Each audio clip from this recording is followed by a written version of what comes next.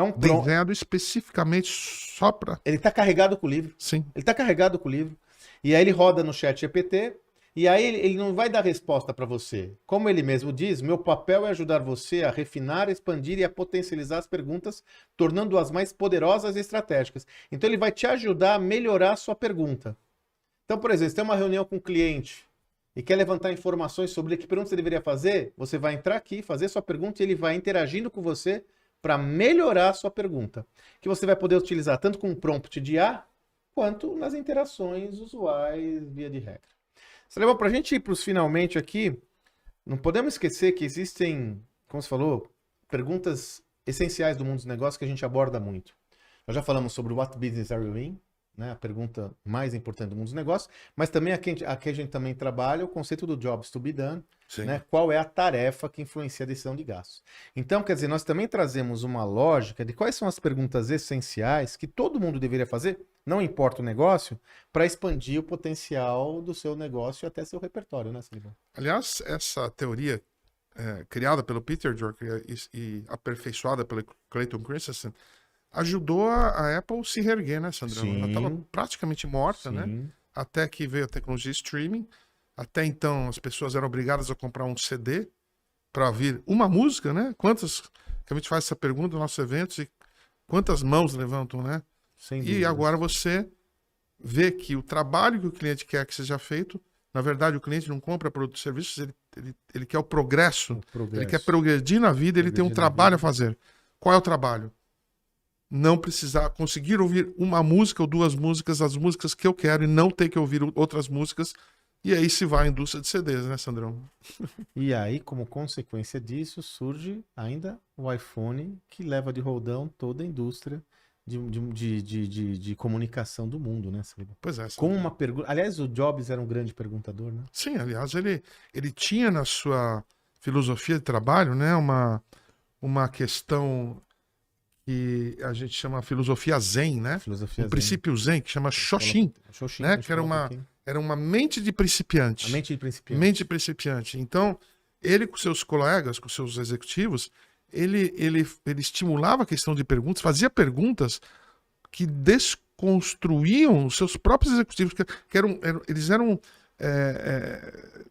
levados a quase interrogatórios, Sandrão, para ter a melhor resposta. E aí a gente tem técnicas para isso, né? Uma das técnicas é os 5 Whys. Os 5 porquês, né? Os 5 porquês que também a tem Toyota também nasceu assim, baseada nisso. Por quê? Né? E você está falando uma coisa, eu estava olhando aqui, tem um método que a gente usa também, que é bem interessante, eu vi aí, acho que foi o Marcelo também que falou do brainstorming, né? Tem um modelo que a gente sugere, aqui a gente explica como fazer, que é um brainstorming de perguntas. Porque todo brainstorming também você quer as respostas, né? Aqui tem uma estrutura de brainstorming de perguntas que a ideia é incentivar o grupo a fazer tantas perguntas quanto possível para chegar a perguntas essenciais e a partir dessa pergunta essencial você vai explorar, de novo, a resolução criativa floresce nesse ambiente, você vai explorar uma resposta definitiva, né? Caio Gomes, obrigado aí pelo elogio, Caio. Ó, essa daqui é muito boa, Salibão. Gostaria de saber, eu vou perguntar primeiro para você, tá? Se eu não souber, eu pago para você. Passa pra mim. Gostaria muito de saber qual pergunta mudou a trajetória profissional de vocês. Olha, foi, pelo menos na minha, né, Sandrão? Sua trajetória profissional? Inspirada num Peter Drucker, né, que era um grande perguntador, né? Toda vez que eu ia para lá visitá-lo, ele e o Jim Collins, eu voltava com mais perguntas, né? E a pergunta que eu comecei a fazer, né, a partir do momento que eu fundei a HSM, com 27 anos de idade, né? Qual é o meu propósito na vida, né? Qual é a minha missão? Né?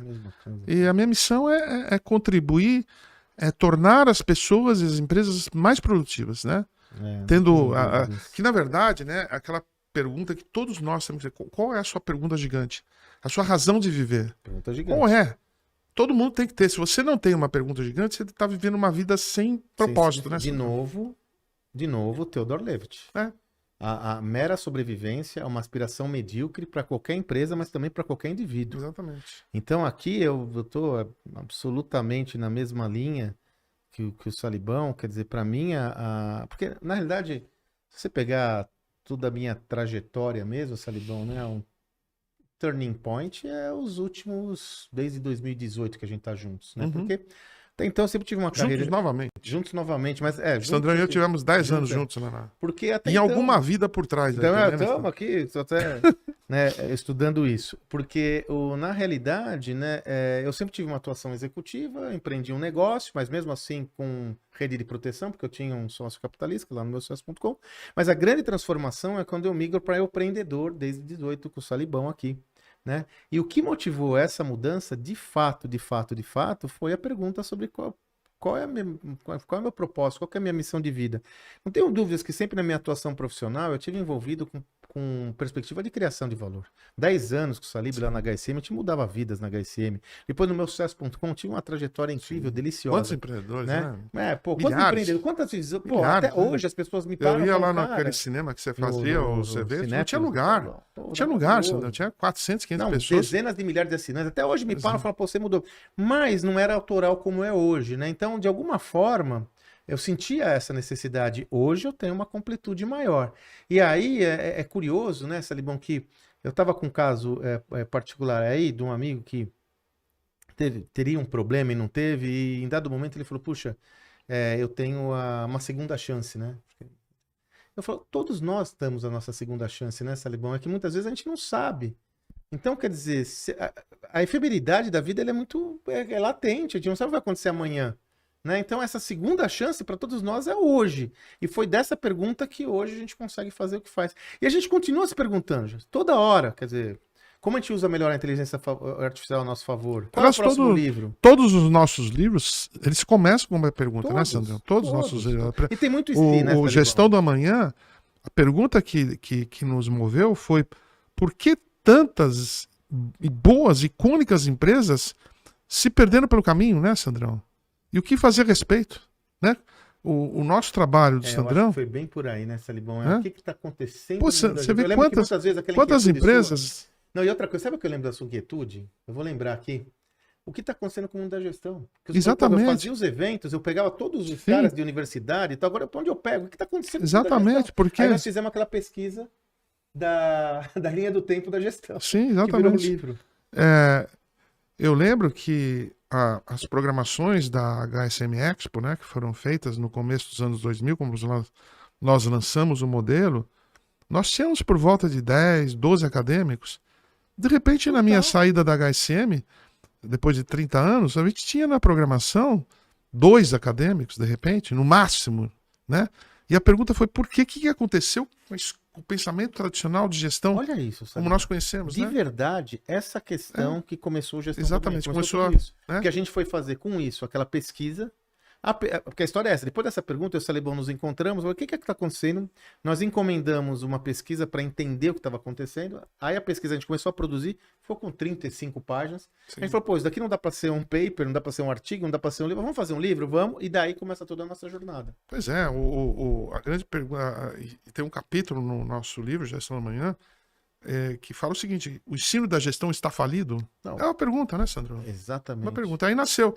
Aí nós percebemos, né, simultaneamente, o número de empresas consagradas que se perderam nos últimos 25 anos. Não só as Kodaks, as Nokias, a Blockbuster, mas Sears, né, e tantas outras, né, as esportes, as outras tecnologias, Polaroid, né, as livrarias, GE, Xerox, né? E não param de vir, né, Sandrão?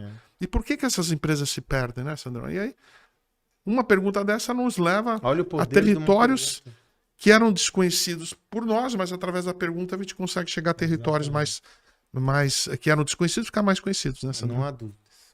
Não, baixa um pouquinho, dá para última pergunta aqui, acho que é a Josi que fez uma pergunta. Peraí, a Josi, não, sobe um pouquinho mais. Mais pra cima. Tô vendo a Letícia aqui. A Letícia, ele não, baixa. Não, pro outro lado agora. Marise, uma boa pesquisa acontece através de... Aqui, ó. A Josi faz... Não é isso. Pode descer... Não, pro outro lado. Vai pra cá.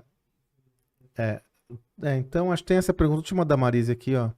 Uma boa pesquisa começa através de perguntas certas e através da pesquisa chega a soluções. Se não fazemos uma boa pergunta, podemos invalidar uma pesquisa, certo? Então, mas é o que a gente acabou de falar como uma referência do nosso próprio projeto. Um projeto de pesquisa, qualquer que seja, ele tem que estar baseado em perguntas corretas, certas. E aí tem essa lógica, né? Quanto melhor a pergunta, melhor a qualidade da pergunta, maior vai ser a E a gente qualidade só da consegue resposta. essa qualidade com repetição. No começo, provavelmente as tuas perguntas não vão ser tão profundas.